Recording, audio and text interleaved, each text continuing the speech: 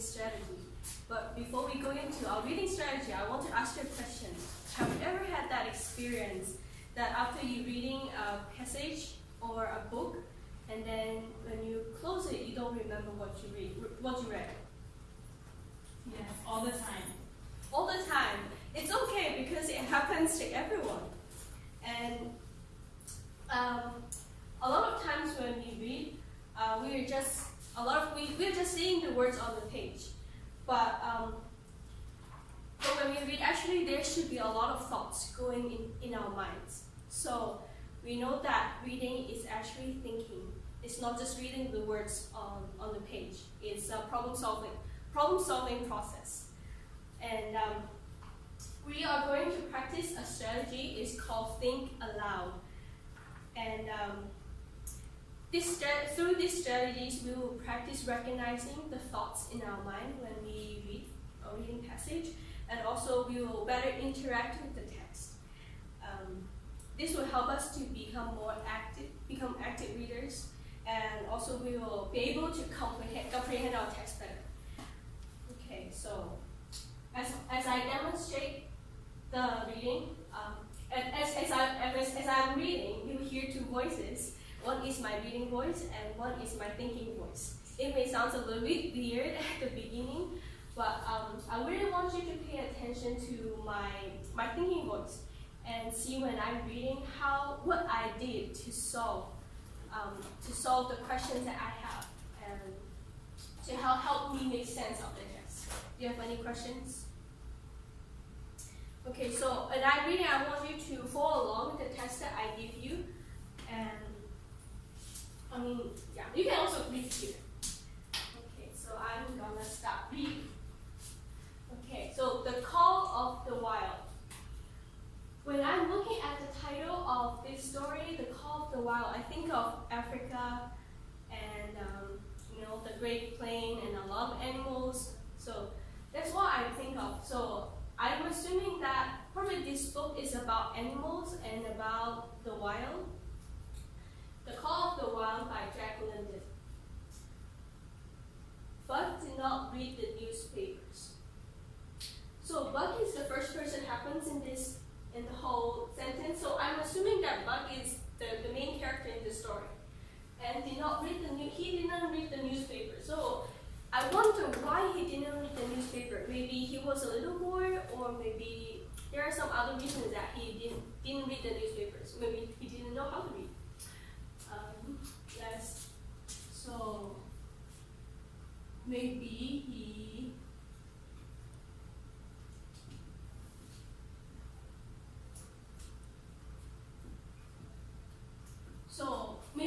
later on in the passage we will know that why he did not read the newspaper. He did not know that trouble was coming for every big dog in California. So I know that probably the story is set maybe in California. And I don't really know much about California. I know it's a really nice place in most parts of California. Okay, let's continue to read. Men had found gold in Yukon. I have a lot of questions about Yukon because I have never heard of this place. So Yukon, maybe I will look it up later in the internet, but maybe I can continue to read and find out where Yukon is. Many men had found gold in the Yukon, and these men wanted big, strong dogs to work in the cold and snow of the north.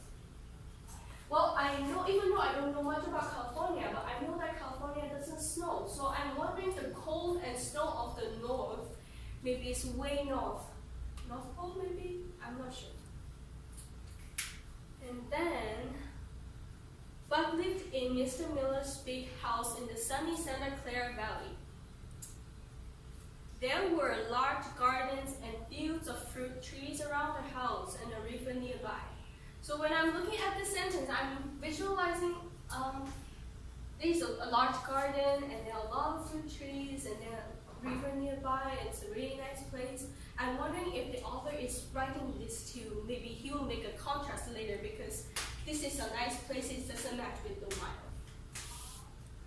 In a big place like this, of course, there were many dogs. There were house dogs and farm dogs, but they were not. But I think I have a typo. But they were not important. So okay, there are a lot of dogs. Buck was chief dog. I think I have a lot of typos. Buck was chief dog. I missed an A here. So okay, now I see why Buck did not read the newspaper, because he was a dog. And then maybe that's related to, like, they meet a lot of big dogs. Maybe something happened to him later in the story. He was born here, and this was his place. He was 4 years old and weighed 60 kilos. I don't weigh 60 kilos. So I'm pretty sure that he is a really, really big dog. And I think of my dog back home. My dog is a German Shepherd, and it's really big and almost as tall as me. So Buck is a really, really big dog. He went swimming with Mr. Miller's son, and walking with his daughters. He carried the grandchildren on his back, and he sat at Mr. Miller's feet in front of the fire in winter. So probably these sentences are saying that he was a very friendly dog, and he has a lot of family members. He was a really nice dog. Otherwise, as a big dog as him, he wouldn't play with his family. So I'm thinking these sentences show that he was a really friendly dog. And probably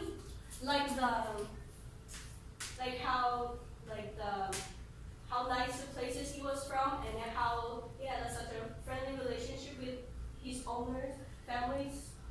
Probably he will make a contrast. The author will make a contrast later. Well, I guess that's it. Let me go back. So, from what I demonstrated, what did you see that I do to make sense of the text?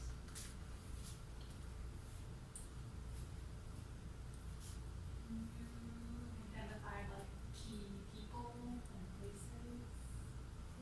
So they are really important details to help me connect the text, right? I need to know who, and where, and probably when. It didn't talk about when here, but probably later we'll talk about it.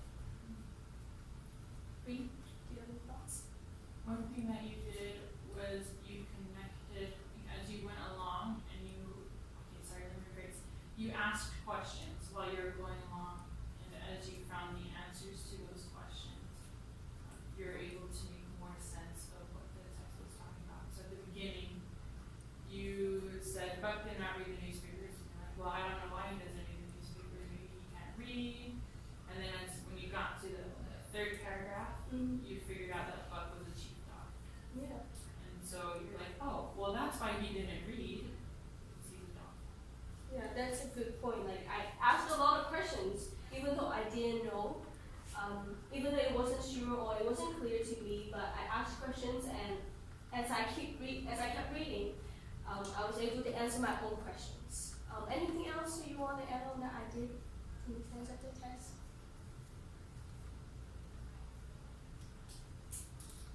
What about when I was reading the title, or when I was looking at the plays,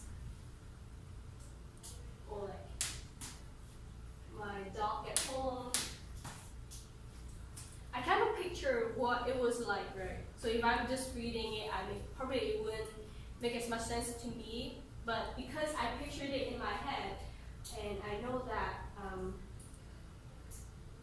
it gives me a clear picture of what it's like and where he's from, and then probably it will build on my knowledge of the text, and then when I continue to read, probably it will change my understanding of the text. So great job. Thank you for listening, and I want you to actually practice doing this think aloud to each other, and I want you to do the same thing to have two voices, reading voice and thinking voice. And as you're reading, try to think aloud, and your partner will take notes of what you did to make sense of the text, and then you will share with each other. We'll share together as a class.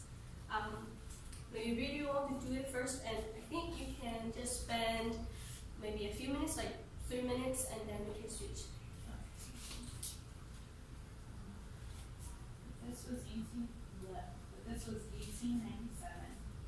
That's a long time ago. 1897. I don't know how long ago.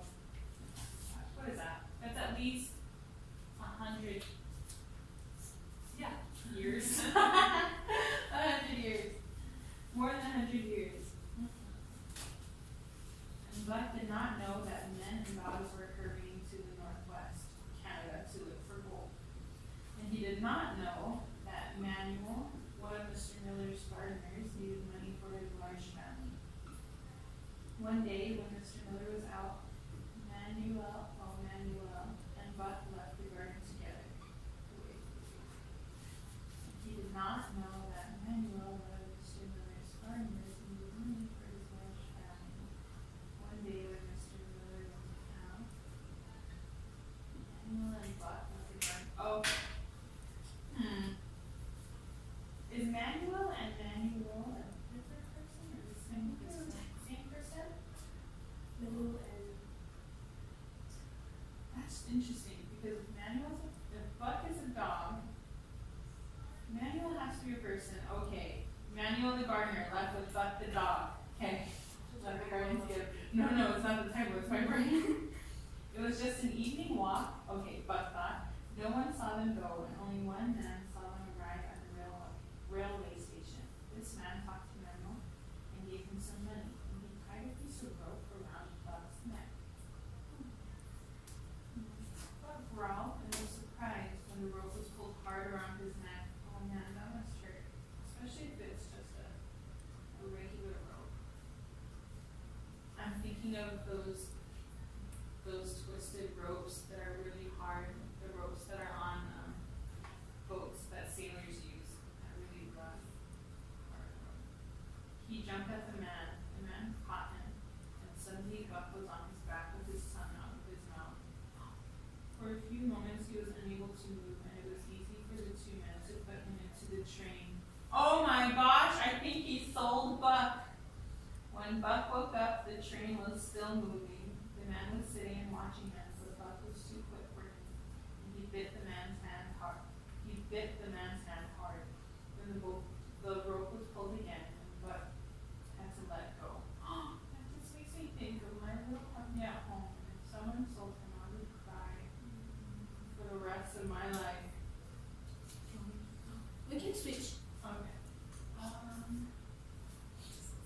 It says that evening, the man, we still don't know his name, but the man from the train.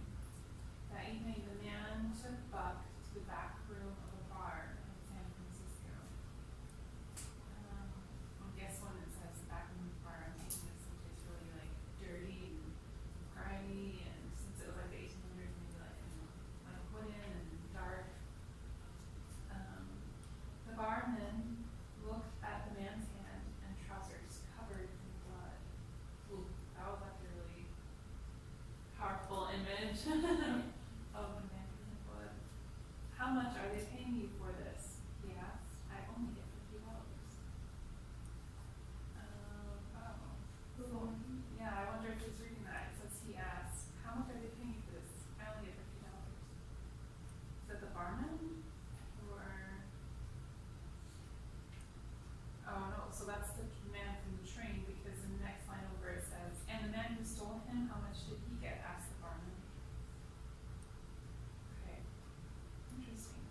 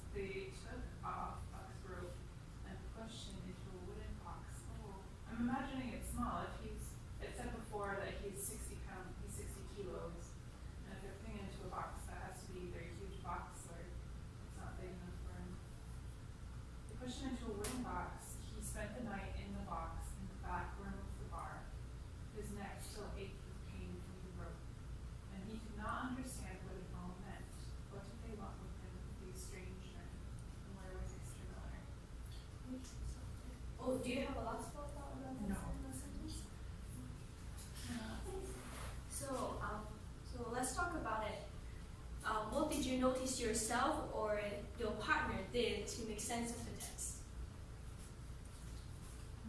So something that Rachel did was she did a lot of visualizing. So that happened. She was talking about the back room of the bar and the wooden box. She was visualizing in her head what that would look like. And then she also asked questions, especially when it came to the dialogue. She asked a lot of questions and she did a lot of rereading to figure out who was saying what, because the text wasn't explicitly telling her if this man said this and this man said this. She had to make sense of it herself. So she spent a lot of time trying to figure out who said what based on what was said.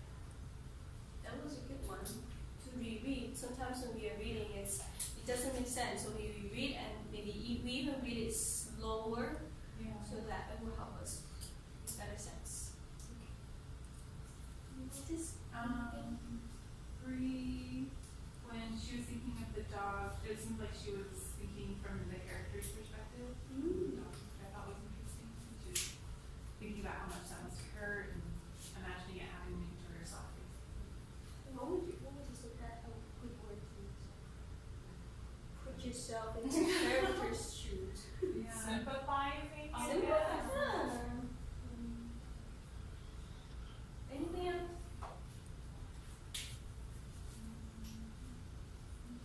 I think she made a lot of connections. She talked about her little dog at home and how sad she would be. Something so good. So, you guys did a great job in Think Aloud, and there are a lot of strategies that we can use when we are reading a text. It doesn't have to be fiction. Books, it can be non-fiction or even your other textbooks too. When you're reading, you ask questions, ask yourself questions. You can go. You may find answer later on when you continue to read. You can visualize. This really helps to picture it to help you remember better, actually, and to make connections to yourself. To reread and to sympathize